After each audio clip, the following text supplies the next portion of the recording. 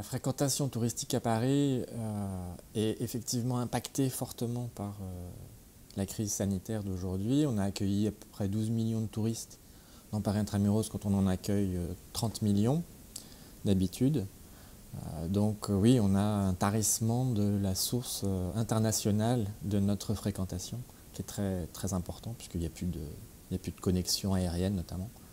On a connu un certain nombre de crises depuis ces 15 dernières années, depuis les attentats des années 90, en passant par le 11 septembre 2001, par la crise des subprimes, par les attentats de 2015, les crues, les problématiques socio-économiques telles que les gilets jaunes ou des grèves, etc. Et donc du coup, on est en train d'essayer de faire comprendre aux professionnels du tourisme qu'il s'agit de s'adresser à des marchés qui sont facilement accessibles et de penser le circuit court, entre guillemets, mais y compris, du coup, d'avoir un volet de clientèle élargi et de pouvoir puiser dans une clientèle locale, d'adapter son produit à la clientèle locale parisienne, francilienne, mais aussi française de région, et du coup, d'essayer de marier toutes ces différentes cibles et d'exploiter les différents marchés qui viennent visiter Paris.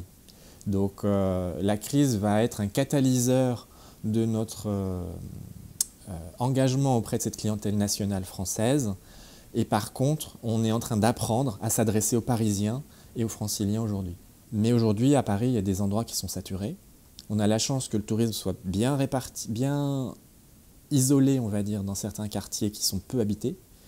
Mais du coup, si on veut croître aujourd'hui, il faut croître de façon durable dans des quartiers qui sont peut-être plus habités et donc du coup s'adresser aux Parisiens, réancrer le tourisme dans la réalité de la ville.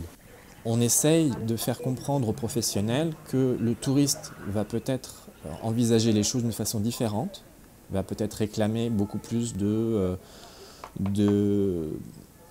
produits issus de la région,